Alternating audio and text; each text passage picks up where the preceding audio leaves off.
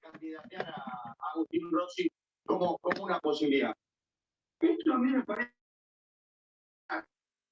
el derredor de Esteban Andrada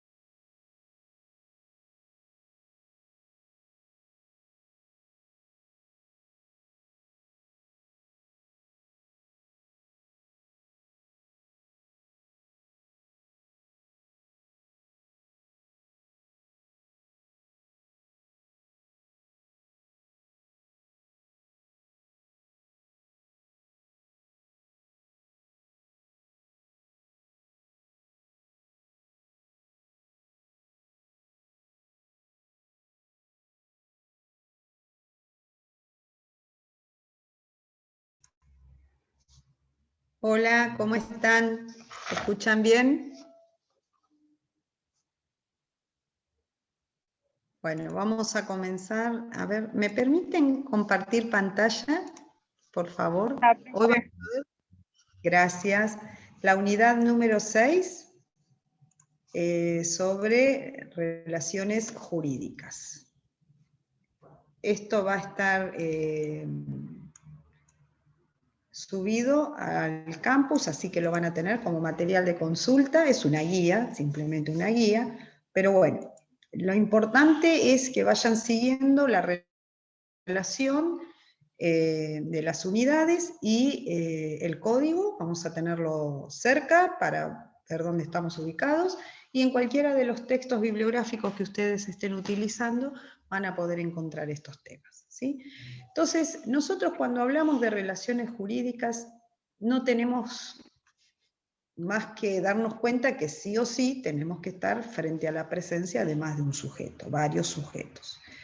Estos sujetos pueden estar actuando de manera individual o pueden actuar de manera comunitaria.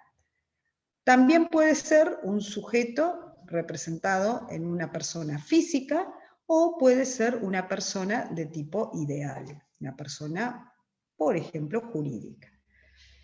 Entonces, estas relaciones las vemos o las analizamos a la luz de la presencia de más de un sujeto.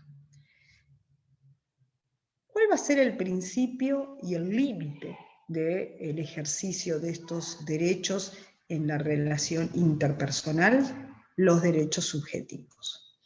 Entonces, vamos a ver algunas de las definiciones de los grandes juristas. Ustedes, vuelvo a insistir, en cualquiera de las bibliografías que estén utilizando para la materia lo van a encontrar. Vamos a analizar la de Michetti y Sorraquín Becú, donde dice que la relación jurídica se establece entre personas, sujetos, a partir de ahora, o analizado desde el lenguaje técnico. Entonces, la relación jurídica se va a dar entre personas que los vamos a denominar sujetos jurídicos, ¿sí? A la cual la norma le asigna consecuencias. Si ustedes recuerdan la clase pasada, nosotros habíamos hablado de una diferencia entre los conceptos de relación jurídica y sus consecuencias jurídicas, y la diferencia entre un acto y un hecho que van a tener, de acuerdo a cómo se vayan manifestando, distintos efectos. Entonces, volviendo a recapitular, vamos a empezar analizando las relaciones jurídicas entre sujetos. Bien, primero vamos a ver ¿cuántos tipos podríamos identificar en grandes grupos? A modo de ejemplo, ponemos 4. Puede haber otro tipo, pero las que fuertemente están plasmadas en lo troncal del Código Civil y Comercial son las relaciones obligacionales o obligatorias, son aquellas que surgen entre dos o más sujetos. En este tipo de relación vamos a ir viendo ya que hay componentes que no pueden faltar para nosotros poder identificar una obligación o una relación obligacional. Estos son los sujetos, y a su vez estos sujetos van a poder tener distintos roles de acuerdo a la posición en la que se encuentren. En algunos casos, estos sujetos van a tener la calidad de acreedor o encontrarse en la vereda de los derechos activos, es decir, aquellos derechos que le permiten ejercer todas las acciones necesarias para que se cumpla aquello que se ha obligado un sujeto deudor. Entonces, ¿hay algún límite a esta posibilidad que tiene el sujeto acreedor de hacer o de que se cumpla lo que se ha obligado el deudor? Sí, ahora los vamos a ver. No son indefinidos ni tienen posibilidades ilimitadas. Siempre va a haber límites. Límites que van a estar plasmados en principios del derecho civil y comercial. Por eso les pido que tengan a mano nuevamente el Código Civil. Todavía estamos analizando el título preliminar y todo este desarrollo lo vamos a centrar en 3 artículos fundamentales que son el artículo 3 de la buena fe, el artículo 10 de el abuso del derecho y el artículo 11 de la posición dominante. Así que vayan teniéndolo a mano para después alguno pueda leerlos. Bien, entonces, 4 grandes grupos: relaciones obligacionales, relaciones, dice, jurídicos reales, que son aquellas en las cuales el sujeto tiene un tipo de derecho respecto a una cosa.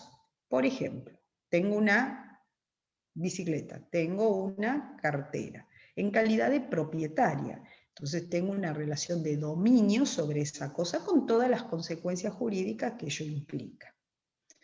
Otro gran grupo es el de las relaciones familiares o de familias.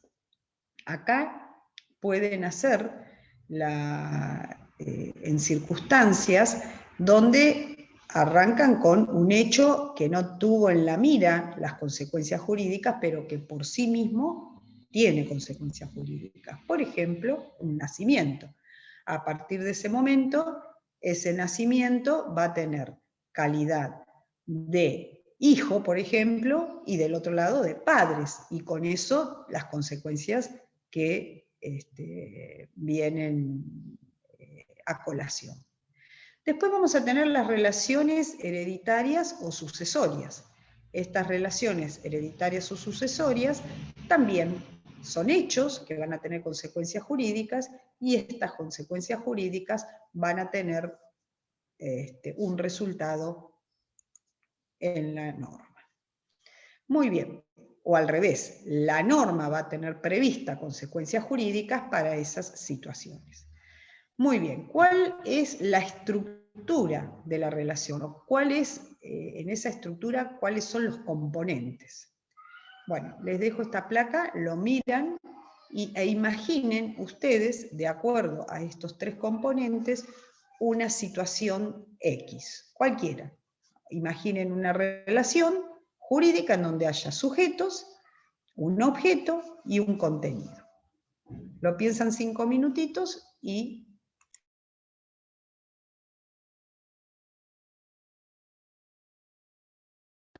Profe, se le muteó el sonido. No, lo muteé yo mientras piensan.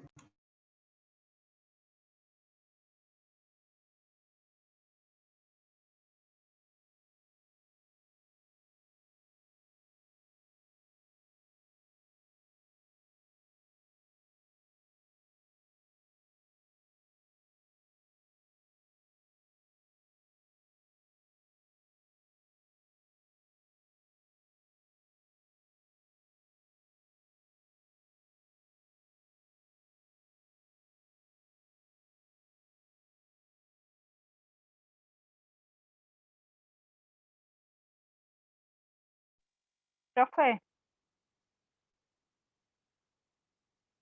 ¿Sí? ¿puede ser un contrato de locación de un local? Perfecto, muy bien. Bueno, ¿cuáles serían los sujetos? Sujeto, el que alquila el local, el locatario Perfecto. y el Disculpen. locador. Muy bien. Locador, locatario, perfecto. ¿Cuál sería el objeto? Ponele, no sé, una dietética. Bien. Muy bien, perfecto el ejemplo. Ven que en el objeto yo lo defino como esa parte de la realidad limitada por esta relación. Te digo Porque a veces porque confundimos... Sí. yo estoy en el trabajo y tengo un local, una dietética, por eso puse el ejemplo ese. Perfecto, perfecto, perfecto. Muy bien. ¿Por qué? ¿Por qué designo una porción de esa realidad? De todas las posibilidades nos acotamos a la relación puntual de un locatario, de un locador, del alquiler de un local, y ese local a su vez está destinado a una dietética. Entonces, de toda esa realidad, corto un pedacito.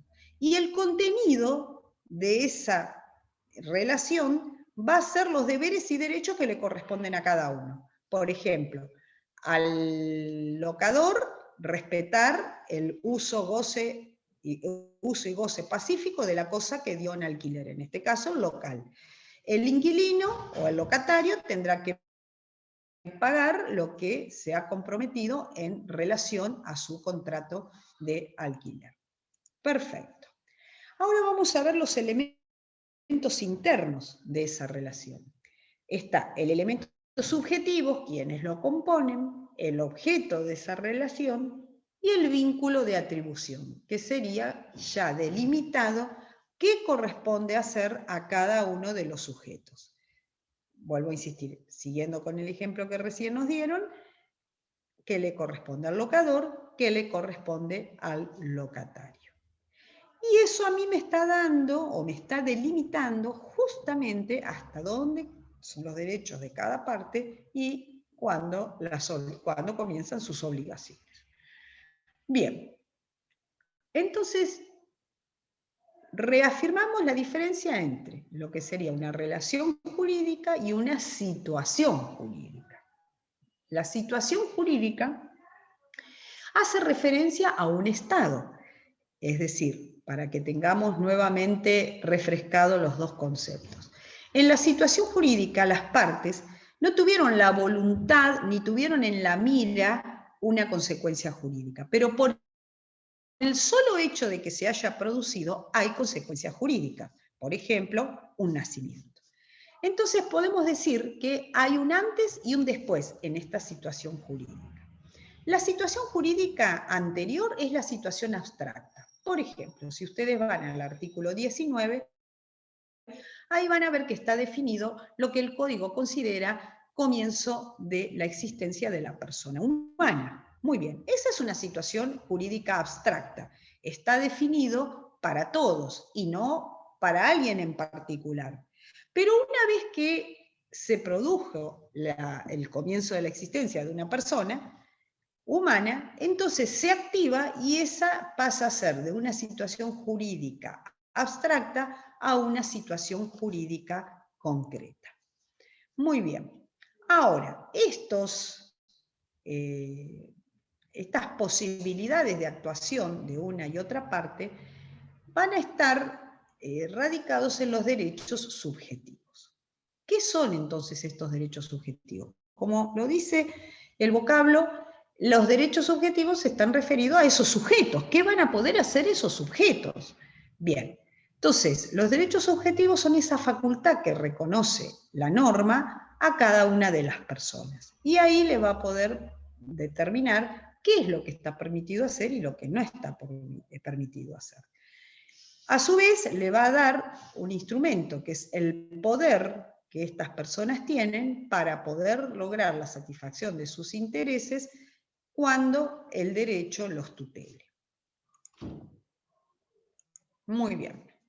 Entonces, una vez que yo sé frente a qué tipo de derecho subjetivo estoy, ahora vamos a ver cuáles son esos tipos, ahí vamos a tener un o dos lados de la misma moneda, dos caras. Uno es los derechos subjetivos que me corresponden a mí respecto a la conducta ajena, es decir, cuál es la conducta debida hacia mí.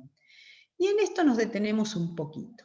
Cuando nosotros hablamos cuál es la conducta debida del resto, estamos hablando de cuáles son los derechos que yo tengo y como correlato la respuesta del otro lado. Del otro lado estamos incluyendo el Estado, estamos incluyendo a otros particulares, estamos incluyendo a toda la comunidad, por ejemplo, o a mí, qué derechos me corresponden como comunidad.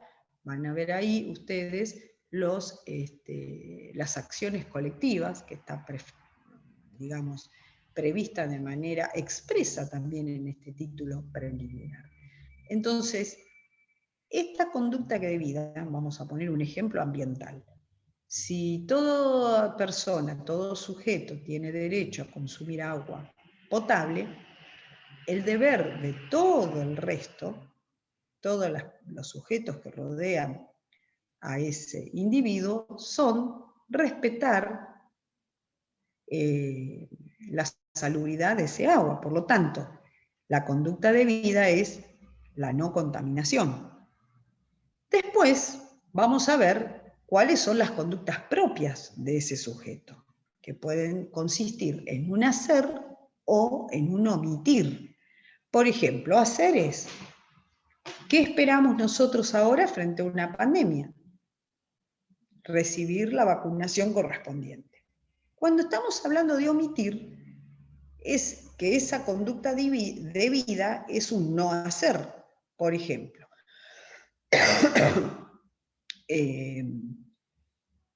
el omitir es que alguien tire basura dentro del predio de mi propiedad. Entonces, la abstinencia es no solo de hacer, sino en ese caso de no hacer, de abstenerse de realizarlo. Entonces, estas dos, hacer u omitir, los vamos a denominar conducta positiva o conducta negativa. Cualquiera de las dos implican los derechos que yo puedo ejercer. Entonces, una vez que yo conozco cuáles son estos derechos subjetivos, yo voy a poder distinguir dos grandes grupos. Uno, el derecho subjetivo relativo y el derecho subjetivo absoluto. Estoy frente a un derecho subjetivo relativo cuando yo lo hago valer frente a otras personas de manera concreta. Por ejemplo, un derecho de familias. Me corresponde el derecho a ser alimentada porque soy hija menor de dos sujetos. Esas personas están perfectamente identificadas. Por lo tanto, estamos frente a un derecho subjetivo relativo. Pero ¿qué ocurre en aquellos casos donde la sociedad en su conjunto tiene un deber hacia mí? En ese caso, estamos frente a un derecho subjetivo absoluto. Todas las personas deben abstenerse de contaminar agua, ¿sí? Entonces, las dos grandes diferencias las tenemos en los derechos subjetivos y absolutos y relativos. Muy bien. A su vez, podemos tener distinguidos o distribuidos estos derechos en el orden de los públicos y los privados. Cuando nosotros hablamos de un derecho de tipo público, son todas las facultades que se pueden hacer valer frente al Estado. Tanto al Estado en su función como deber frente al ciudadano, como en las limitaciones que este Estado tiene que tener en sus funciones. Y las privadas son las facultades que se ejercen en la relación entre los particulares, que también podrían ser de un particular con el Estado. Por ejemplo, si el Estado contrató una empresa constructora para realizar un puente, hay una relación de un particular con el Estado, pero de tipo privada. ¿Por qué? Porque se firmó un contrato en el cual las partes van a actuar frente a un contrato donde se tienen deberes de construcción y deberes de pago. El Estado tendrá que pagar y el particular que está haciendo la obra tendrá el deber de efectuar la obra y cobrar lo que se ha acordado. Muy bien. Ahora, estos derechos fundamentales, cuando nosotros queremos saber cuáles son, cómo funcionan, dónde están establecidos, arrancamos, por supuesto, por la norma fundante, en los derechos constitucionales. Y en estos derechos constitucionales, a partir del año 94, tenemos tratados que tienen el mismo rango constitucional, donde se conformó lo que denominamos bloque de constitucionalidad, donde hay tratados que se le da el mismo nivel que la Constitución Nacional. Estos derechos fundamentales se los ha clasificado en distintos niveles, que no quiere decir que sean más importantes o menos importantes, sino distintos tipos de derechos. Primero vamos a tener los derechos sociales, humanos y económicos, que son los de primera generación, y después siguen los de segunda generación y hasta tercera generación, y se habla de cuarta generación. Ahí van a tener derechos al ambiente, derechos en el tema de las relaciones de consumo, a las comunicaciones, etc. Cuando ustedes analizan este artículo 75, inciso 22, ahí van a poder ver cuáles son los tratados reconocidos por nuestro país, de los cuales algunos vamos a analizar puntualmente en la materia, cuando, por ejemplo, arranquemos con la Convención sobre los Derechos del Niño, Niña y Adolescente, y varios de estos derechos fundamentales que hoy tienen plena, no solo vigencia, sino plena actividad en el ejercicio de esos derechos. Estos derechos, desde hace más o menos 25, 30 años, se los ha denominado derechos personalísimos, porque son innatos a la persona, ¿sí? Constituyen una inconfundible categoría, dice, de derechos subjetivos esenciales. ¿Quién podría dudar de que es un derecho esencial, por ejemplo, el derecho a la vida? Y de ahí se desprende el derecho a la salud, por ejemplo, ¿sí? Entonces, pertenecen a la persona por su sola condición como seres humanos, como personas humanas, ¿sí? No se requiere nada más que ser persona humana, ¿sí?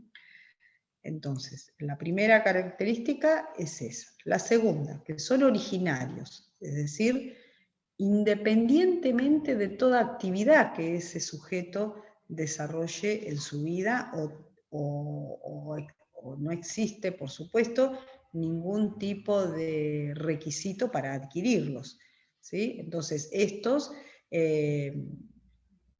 son, digamos, inherentes, van de la mano de la personalidad.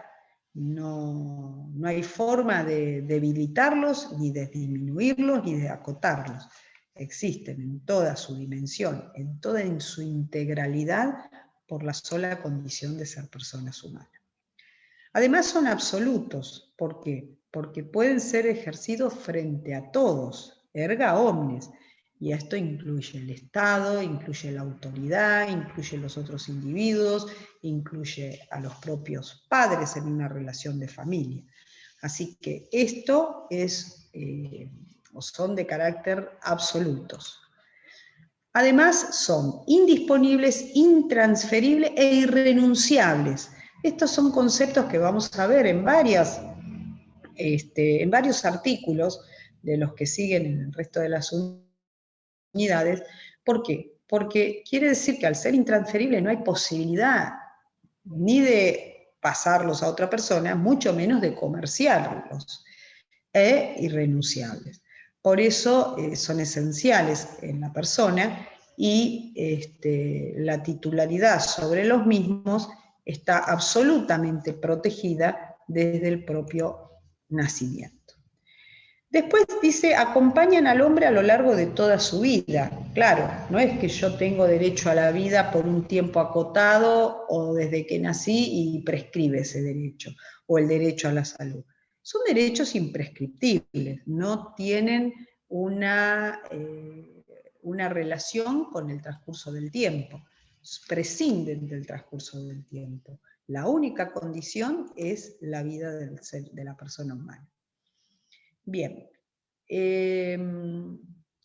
estos derechos mencionados en el artículo 75, inciso 22, aquí, más allá de que ustedes tienen cada tratado y pueden ver cuál sería el ámbito de aplicación de cada tratado, la mayoría tienen como médula central la protección y disfrute de las manifestaciones físicas y espirituales. Por ejemplo, número 1, la libertad, ¿no es cierto? En igualdad de condiciones para todas las personas. Entonces, este ordenamiento confiere a todos los individuos estos derechos dentro de su propia personalidad, y vuelvo a insistir, es como un pivoteo alrededor de una piedra central que es, por sobre todas las cosas, el derecho a la vida. Y de ahí vamos desprendiendo dignidad, libertad, salud, proyecto. Entonces, tiene como fundamento último el reconocimiento del valor central de la persona como correlato de su dignidad. Estos derechos, como ya los mencionamos hace un momentito, que son intransferibles, fuera del comercio, por supuesto, e imprescriptibles, carecen de naturaleza patrimonial. Imagínense que esto es bien antagónico con lo que nosotros podíamos observar en las primeras fases del derecho romano. Piensen en la evolución. Estábamos hablando de la posibilidad de un derecho a la esclavitud. Y bueno, eso tenía un costo, un precio. Hoy hablamos de que cualquiera de estos derechos carecen totalmente de patrimonialidad. Y ahora vamos a analizar 3 principios del título preliminar, como les dije al principio, que van de la mano. La buena fe, que cuando en clases anteriores habíamos visto la evaluación del derecho romano, le dije, presten atención porque estos son principios que se van a mantener intactos inclusive hasta la normativa actual, entre ellos la buena fe. Bueno, la buena fe vamos a verla desde varios aspectos, porque tenemos un aspecto referido a la conducta humana, ¿no es cierto?, de la persona humana, y cualquiera de nosotros podría darnos una aproximación de lo que entiende por buena fe, como conducta humana. Bien, vamos a ver una apreciación de un jurista nacional, Marcelo López Mesa, donde dice que la vida en sociedad requiere actuaciones razonables, maduras, responsables, alineadas con el principio cardinal de la buena fe. Bueno, nos tenemos que ir acercando, porque pareciera que cuando lo pronunciamos entendemos de qué estamos hablando.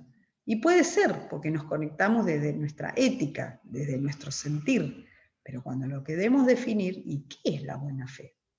Bien, acá rescatamos una palabra importante, la razonabilidad, ¿sí? La responsabilidad. Son todos aditamentos del concepto de buena fe que nos sirven para su definición.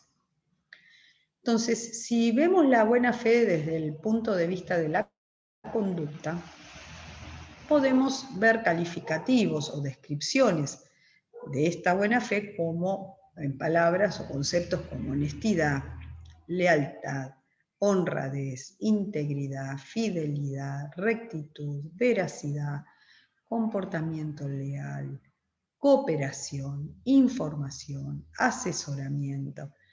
Y pueden encontrar varios conceptos similares que acompañan este concepto de buena fe, o que nos ayudan a tener una mirada integral, pero desde la conducta.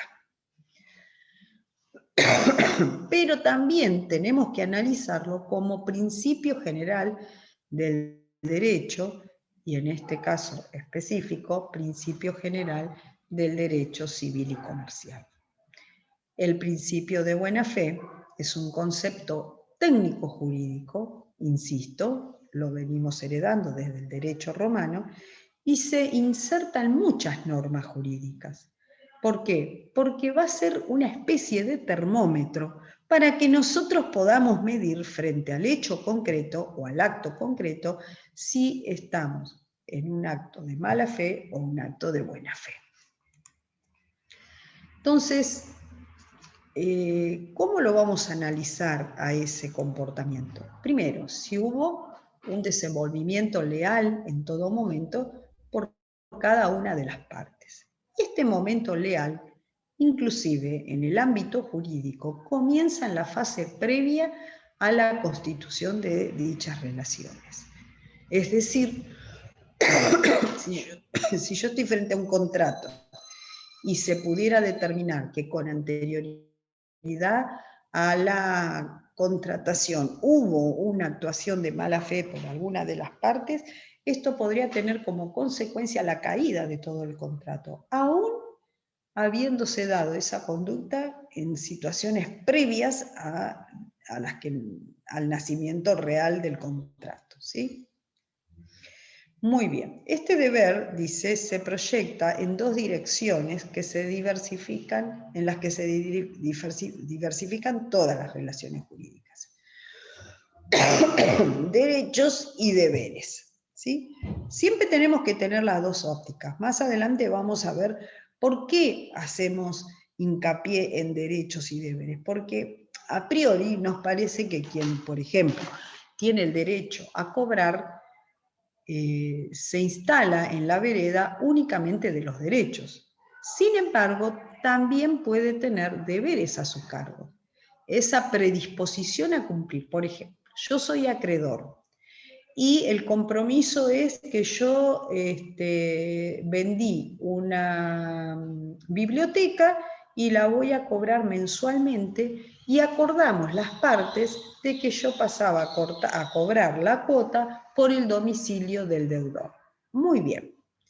¿Tengo derecho a cobrar todos los meses? Sí, es lo que acordamos con el deudor. Ahora, ¿tengo alguna obligación como acreedor? Sí, ir a cobrar a la casa. Entonces, la conducta debida por parte del acreedor es pasar en la fecha acordada por el domicilio donde las partes acordaron que se produciría el pago. Y la parte deudora tendrá, además de la obligación de pagar, la obligación de un comportamiento leal, es decir, abrir la puerta cuando el acreedor venga a tocarle timbre a su domicilio, ¿sí? Entonces, los derechos se tienen que ejercitar de buena fe y las obligaciones también se tienen que cumplir de buena fe. Muy bien. Entonces, del desprendimiento de estos dos conceptos, la conducta y la buena fe en el ámbito jurídico, deducimos el comportamiento negocial honesto, leal. Entonces, las relaciones jurídicas, mientras se mantengan dentro del ámbito de lo que se considera el canal de la buena fe, iría produciendo sus efectos tal cual como las partes lo establecieron. Cuando hubiera una conducta que saliera del marco de esa conducta, ahí ya estaríamos, por un lado, apartándonos de la buena fe, y por el otro lado, posiblemente entrar en el terreno de la mala fe. Entonces, ¿cómo vamos a poder saber si estamos frente al terreno de la buena fe o de la mala fe? Bien, vamos a tener que analizar el contrato. ¿Y cómo vamos a analizar el contrato? ¿Cuál fue la intención que las partes tuvieron al momento de negociar? ¿Cuál fue la intención? Bueno, una forma de dar un concepto de la intención de las partes al momento de contratar es entender o interpretar los que las partes verosímilmente entendieron o pudieron haber entendido. ¿Por qué? Yo le podría exigir a alguna de las partes algún tipo de atributo de un super yo, de una persona, de un Superman, de una persona más allá de la línea de lo que es una persona razonable. Si yo estoy exigiendo algún tipo de actividad que sobrepasa entonces esto, ahí entonces estaríamos frente a una situación que excedió la buena fe y ya no tenemos en la mira lo que las partes tuvieron intención. ¿Sí? Bien, seguimos.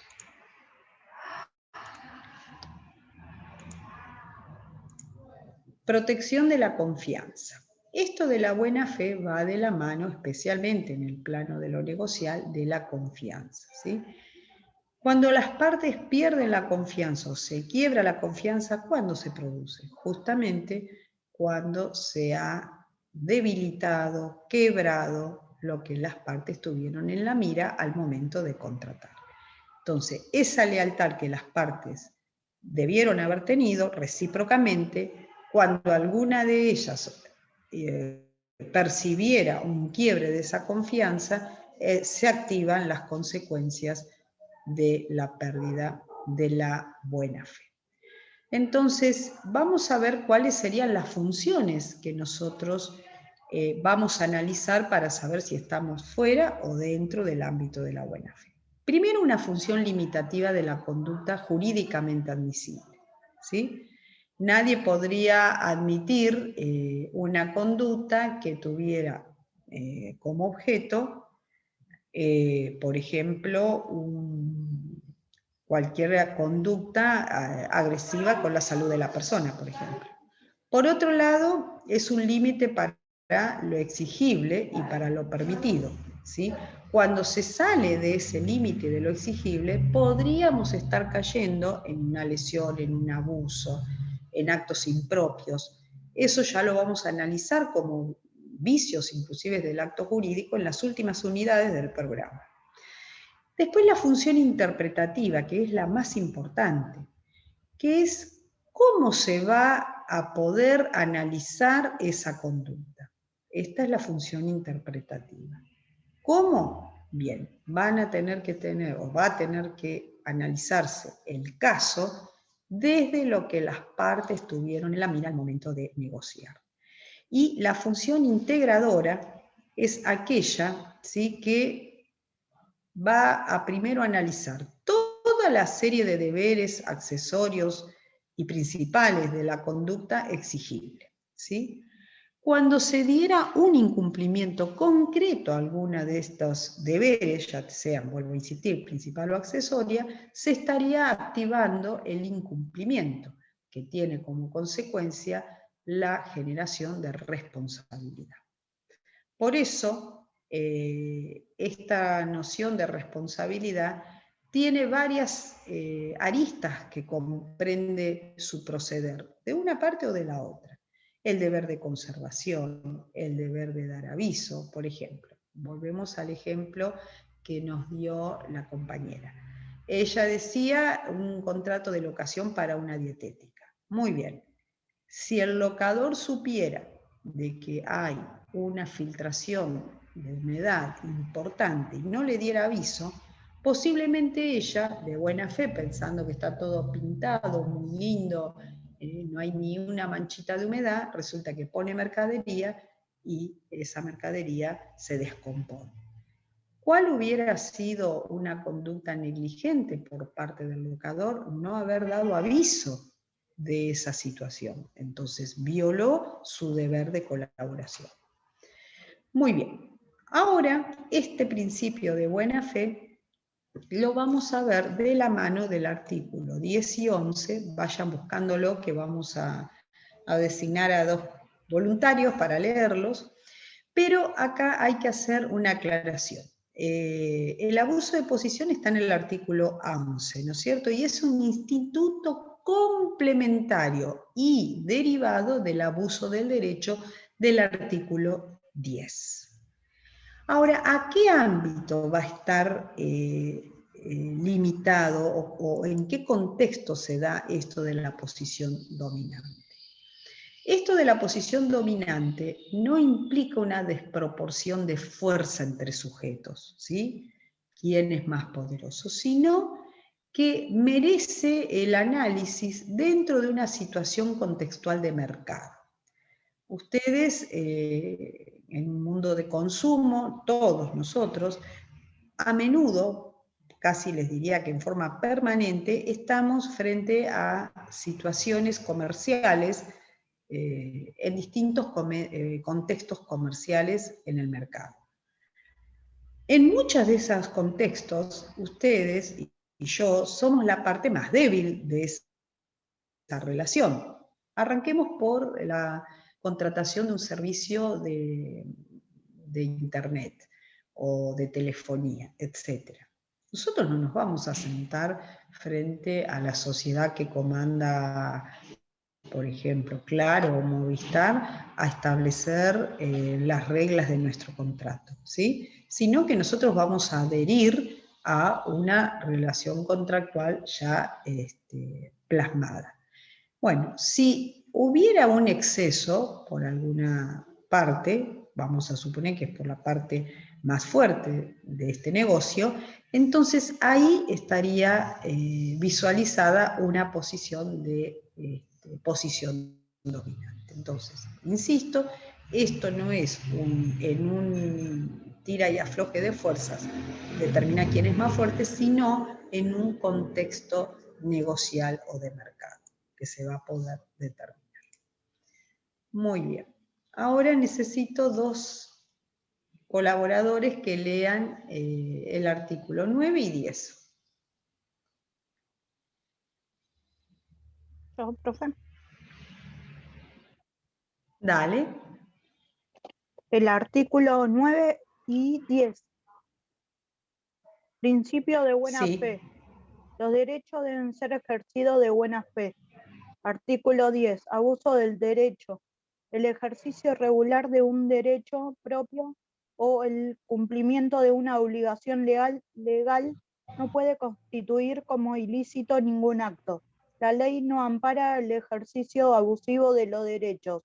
Se considera tal el que contraria los fines del ordenamiento jurídico o el que excede los límites impuestos por la buena fe, la moral y las buenas costumbres. El juez debe ordenar lo necesario para evitar los efectos del ejercicio abusivo o de la situación jurídica abusiva, y si correspondiere, procurar la reposición al estado de hecho anterior y fijar una indemnización. Perfecto. Muchas gracias. De ¿Quién nada. lee el 11?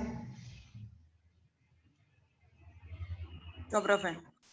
Dale, gracias. De nada. Abuso de posición dominante.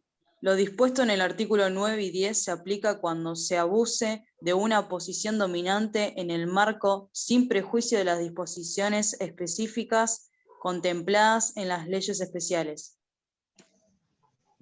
Muy bien, perfecto. Bueno, chicos, yo voy a subir este material al campus, así que cualquier duda me consultan a través de esa vía y seguimos el martes que viene. Les mando un saludo, felices Pascuas. Gracias, profe, igualmente. Hasta luego. Profe, ¿te puedo hacer una consulta? Sí, cómo no. Es respecto al campus.